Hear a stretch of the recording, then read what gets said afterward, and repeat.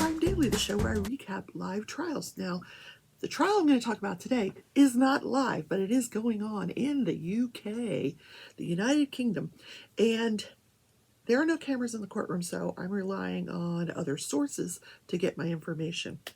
Media. So just a little bit about what I'm working on right now.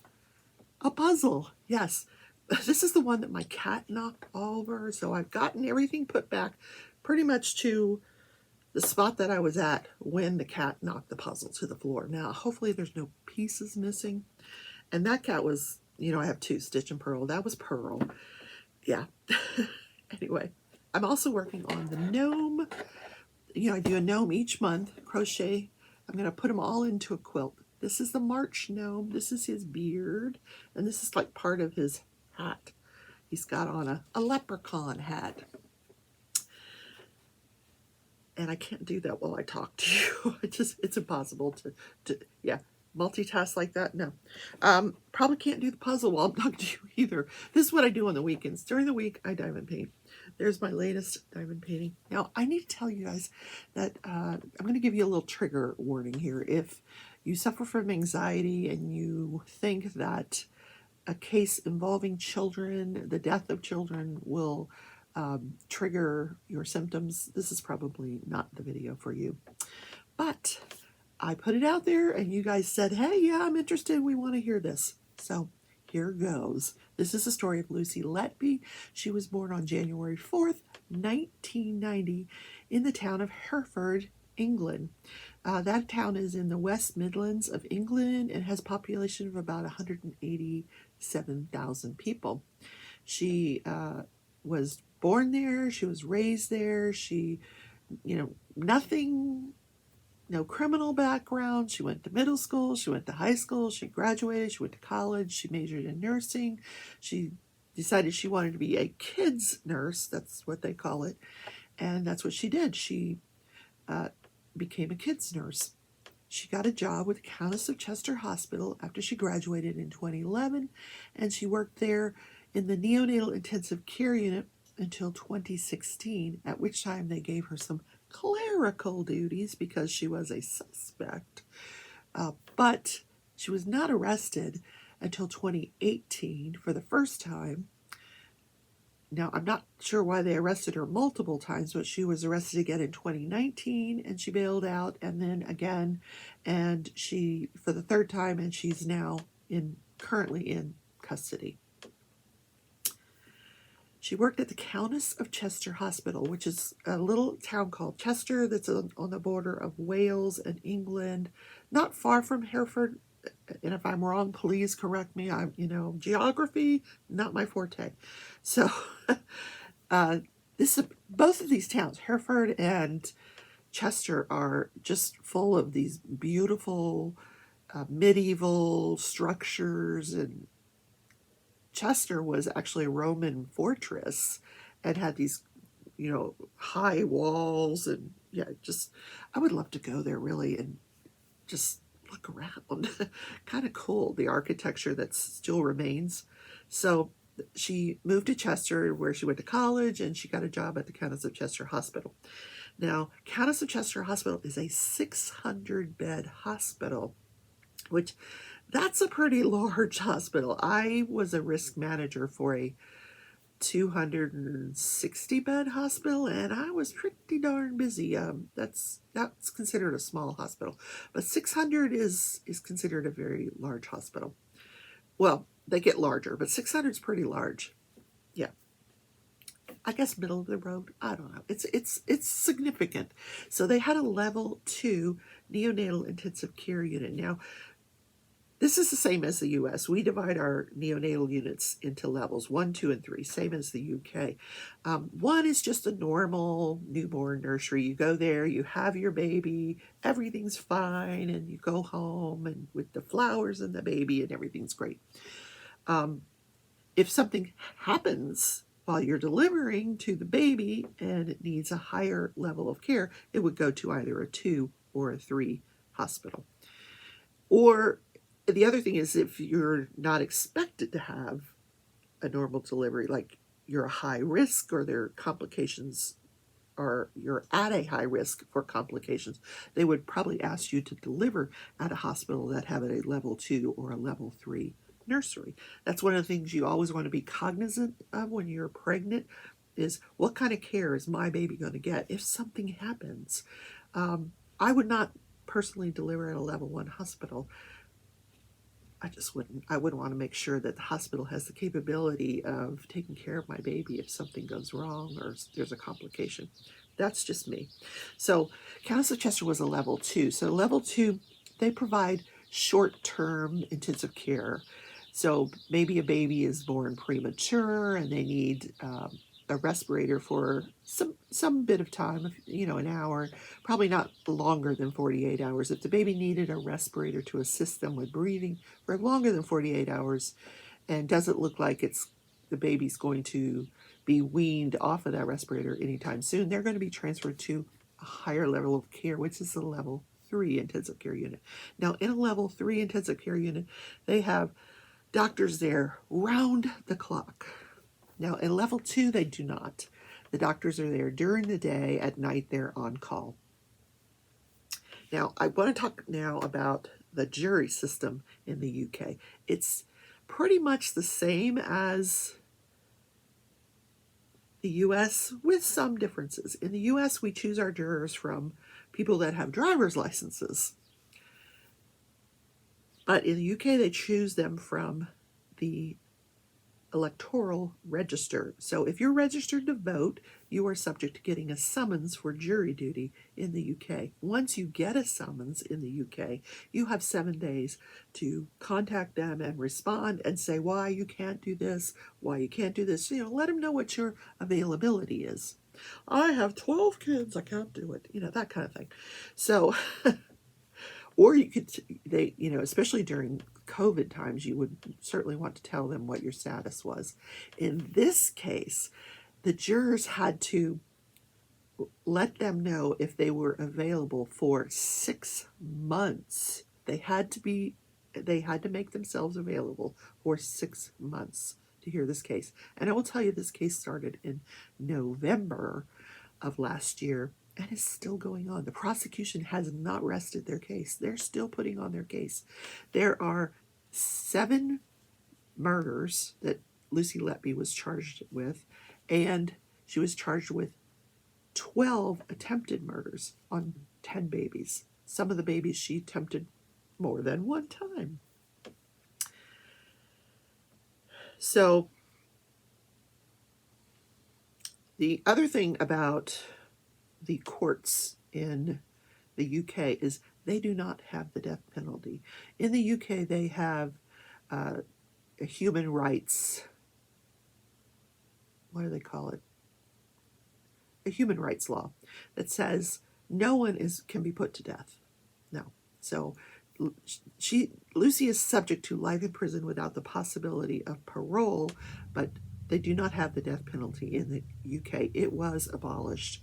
The other interesting thing about the UK under this Human Rights Act is that if another country wants the UK to extradite somebody to that country, say the US wants somebody that's residing in the UK for a crime they committed in the US, if they are subject to the death penalty, the UK will not extradite them to any country where that person might be subject to the death penalty.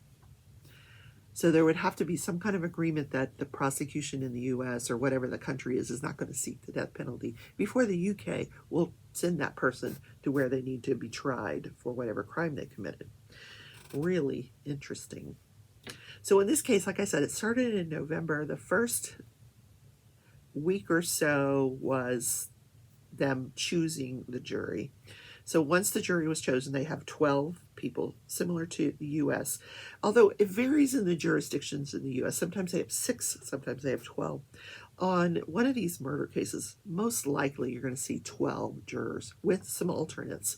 Here in the U.S., same thing in the U.K. They have 12 jurors with some alternates sitting to hear this case. Now, on the first day of the trial, the first thing they do is they hand the jurors iPads. How cool is that?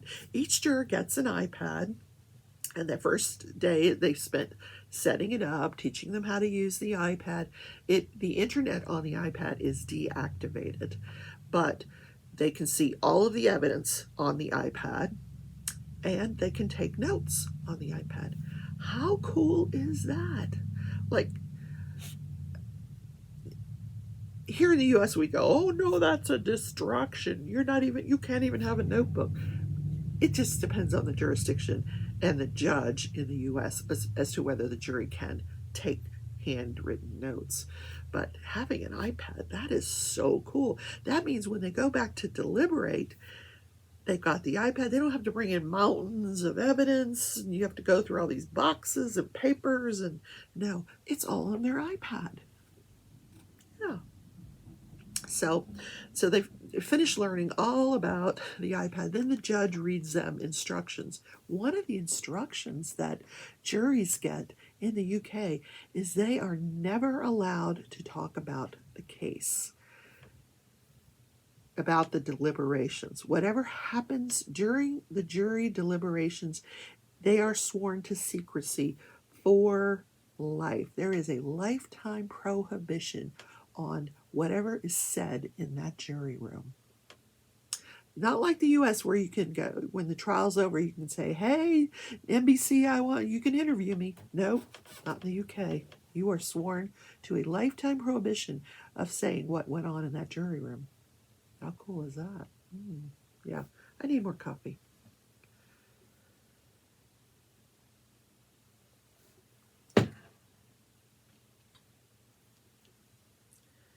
Now, the other thing that they were instructed on is, you can't talk about the case. You can't research the case. Same thing in the US.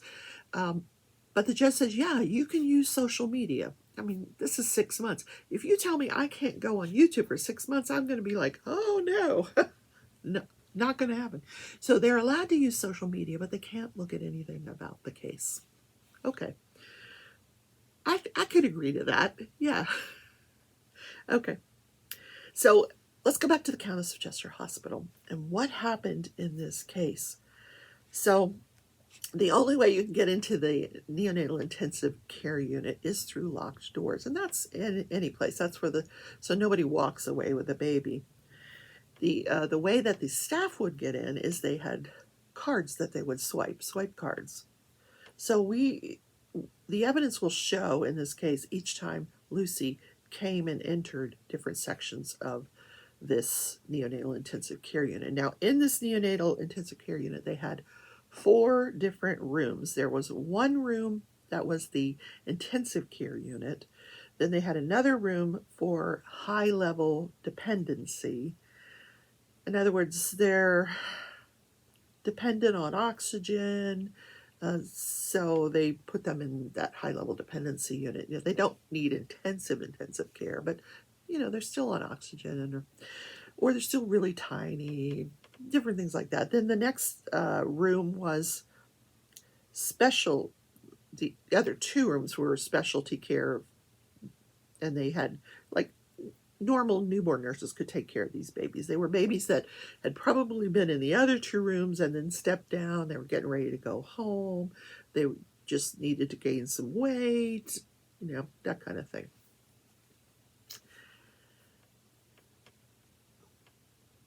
Now, at the Countess of Chester Hospital neonatal unit, while Lucy Letby worked there on the night shift, prior to January of 2015, this neonatal unit, their mortality rate was very similar or comparable to many, many other hospitals of this size, level 2.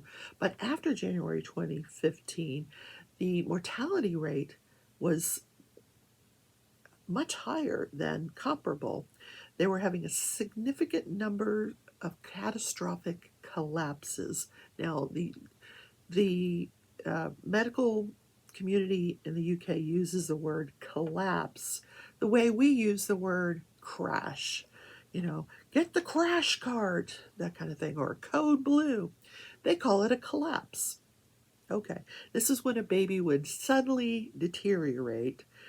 Maybe they stopped breathing, maybe their heart rate stopped, maybe they were having, choking, maybe they're having a seizure. this is a collapse. So what they started to see on the night shift is a significant number of babies that would just have these sudden deteriorations for no explicable reason. None. None that the doctors could explain.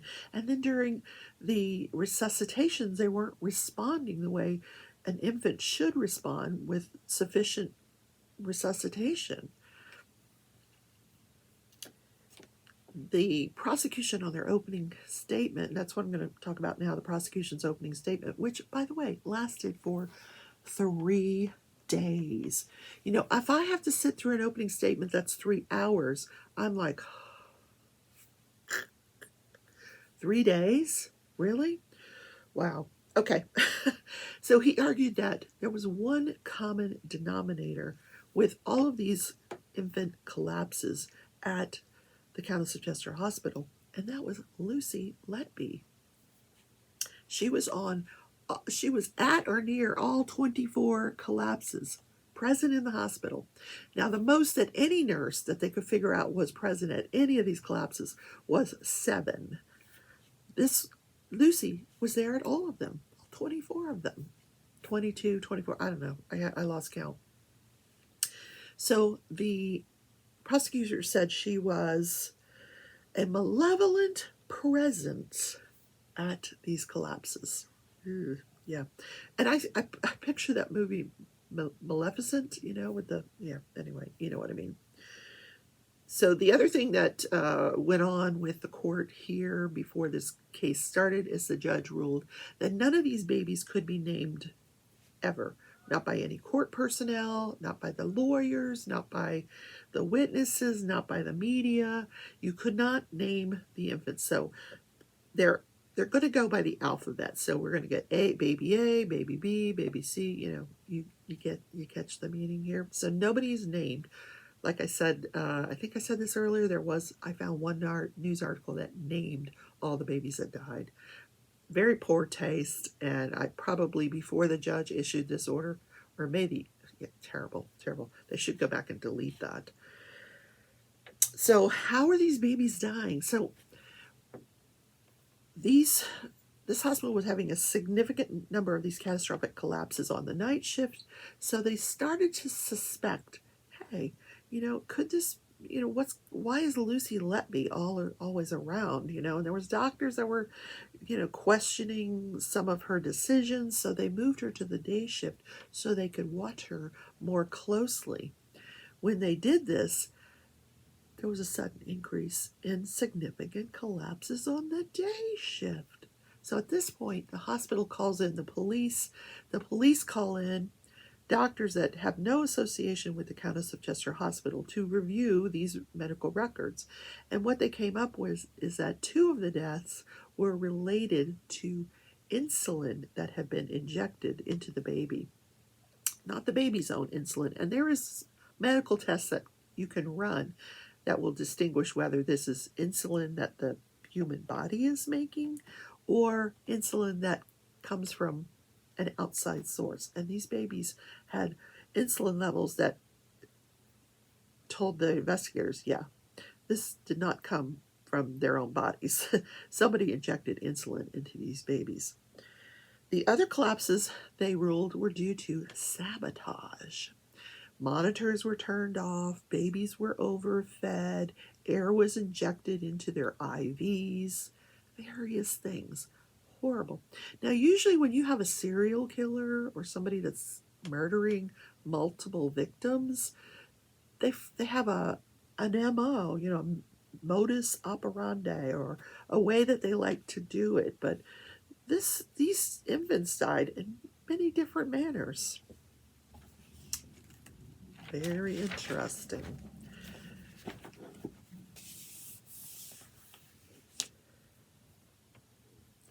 Now, the nurses in the neonatal intensive care units, some of them worked 12-hour shifts. They would come in at 7:30. There would be a 30-minute handoff to the other nurse, and then they would start their shift at 8, and they would go till 8, 12 hours later. Then there were some nurses that did 8-hour shifts, depending on the need of the intensive care unit.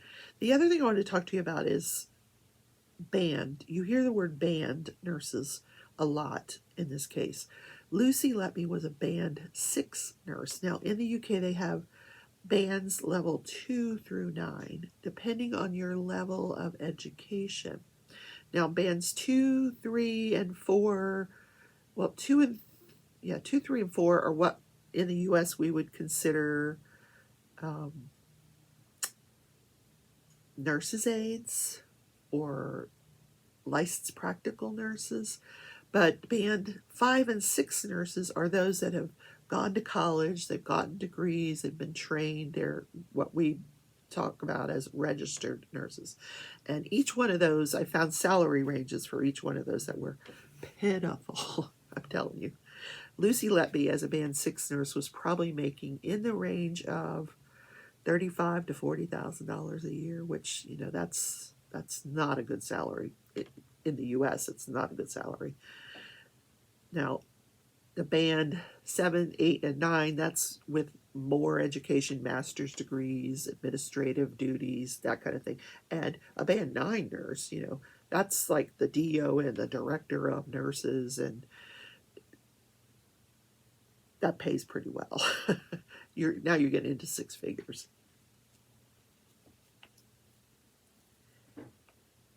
Now, the prosecution, during their opening statements, went through every single baby. This is why it took 3 days. They had an outline. They started with baby A and B, who were twins, and they outlined each baby, what happened to each baby. Babies A and B, and that's what I'm going to do for you. I'm going to go through and talk about each baby separately. So I'm not going to really go in depth into the outline, but baby A and B were twins. A died from air that was injected into the IV line. B, there was an attempted murder on B, but B did survive and go home. Now, the other thing that's weird in this case is that Lucy Letby would look up these parents on Facebook, which is weird. I don't know why she was doing that. So she looked up these baby A and B on Facebook. Even after B went home, she kept looking up this baby on Facebook.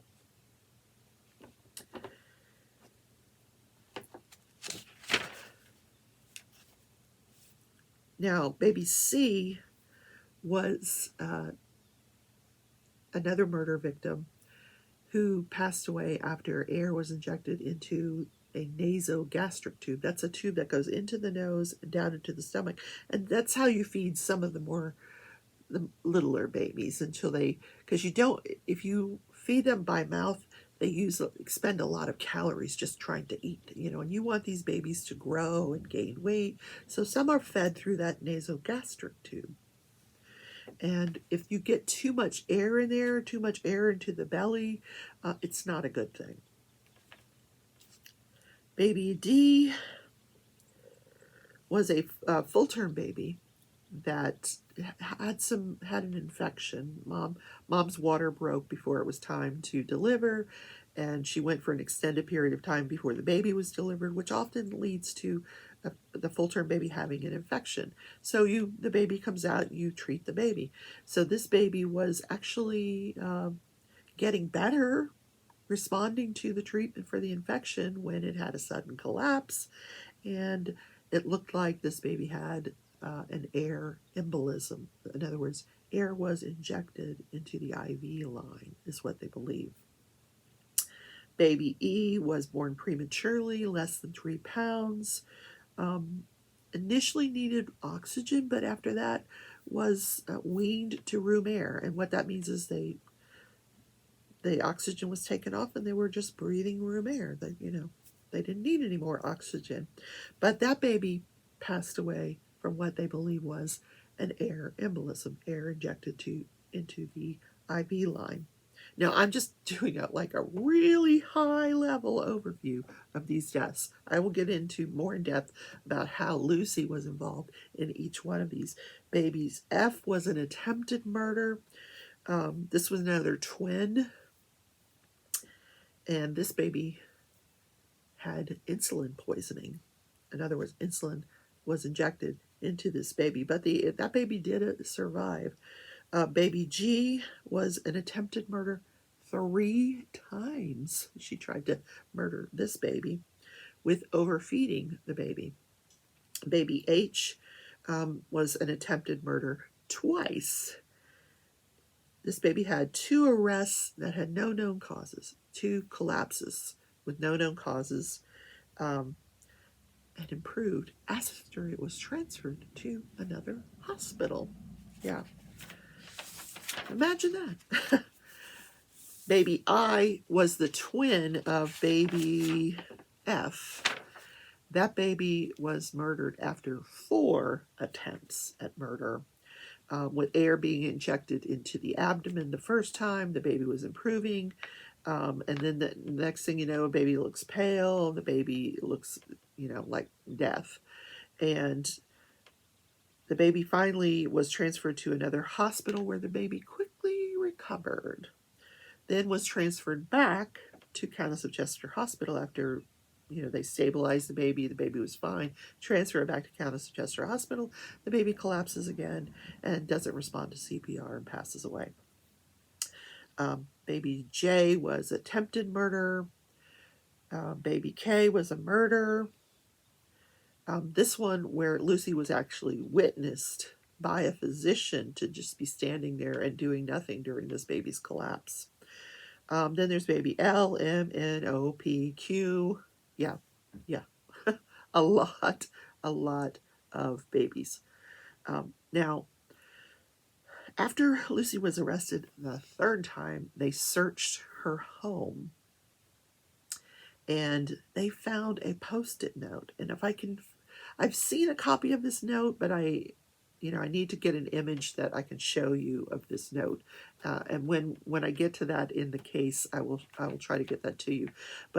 And there's writing all over this note, but part of this writing on the note says, "I killed them on purpose because I'm not good enough. I am evil." Now, the question is, was this a confession? So that note was confiscated. Now we have the defense's opening statement, and the defense raises a lot of adequate points. They said that in the neonatal unit, you're dealing with babies that are clinically fragile, and their condition can change very quickly. And I don't disagree with that. The Countess of Chester Hospital was overstaffed. Oh, not overstaffed. I'm sorry, understaffed. Yeah, so that's one of the arguments, that they didn't have sufficient staffing for this neonatal intensive care unit. Although I did see during this description of one of the attempted murders that at one point they had 5 nurses for 7 babies. That's pretty good, if you ask me. Did I mention I used to be a neonatal intensive care nurse? I did, back in the day. Yeah, I was before I became a lawyer, I was a neonatal intensive care nurse. And at the level of care that this hospital was giving, the babies in ICU would be 1 nurse to 1 baby. That I get. But once they transitioned down to a lesser level of care in the other 3 rooms, you could have more than 1 baby. You could have 2 babies. You could have 3 babies. So 5 nurses, 7 nurses, 5 nurses for 7 babies. That's not understaffing, I don't think, unless they were all 7 ICU babies. So anyway, the defense argued that in most of these, or many of these cases, there's no clear cause of death. They're speculating, in other words, that this could have been, might have been, perhaps. There's no definitive cause of death in a lot of these cases. He argued that Lucy was a very young nurse with no immediate family, and she built her life around this neonatal intensive care unit. This is one of those nurses that's like always volunteering, When you have a nurse that's always volunteering, like will pick up extra shifts, she's the first one there to help, oh, you need an IV started, oh, let me help you, that should be a red flag. That's what I would teach as a risk manager. If you've got a nurse on your unit that's always Johnny on the spot, you better start watching them carefully. They're either diverting drugs or they're up to something. Yeah. They could be the best nurse in the world. You know, I'm the best. I got to be there. Yeah. You got a code? I'm going to go. Yeah. You need an extra worker? I'm your person. My cat is trying to get into that box again. It's so silly. Anyway. The other thing that defense argued that in the cases where these babies were transferred to other hospitals and their condition improved, it wasn't because they were out of Lucy Letby's care. It was because they were out of the care of the Countess of Chester Hospital. And there's evidence that after all these events occurred, the Countess of Chester Hospital was actually downgraded to a level 1 nursery. They're not allowed to give level 2 care anymore. Now, I don't know if it's because of the significant rise in the mortality rate or because of some fault of the hospital, but in any case, they're no longer a level 2 nursery. So was this, the fault of the hospital, or was this the fault of this nurse? We're going to find out in future episodes. Oh, my cat. You guys got to see what he's doing. I'll put a little video here of what he's doing. Little crazy cat. Trying to break into the box. Okay. So that's part 1 of the case of Lucy Letby. So the next time I cover, this case, which will be in a few days, I'm going to do a few babies at a time. And that will be the future episodes. So let me know if you enjoyed the content. If you did, hit that thumbs up. It lets YouTube know that I exist. And they show me to other people. Yeah. People who might be interested in crafting while they listen to true crime. So please consider subscribing. If you're already a subscriber, consider becoming a member of the channel where your donations go to help support the content of the channel. And I will see you guys in the next episode of Crafting and Crime Daily. Take care, everybody. Bye.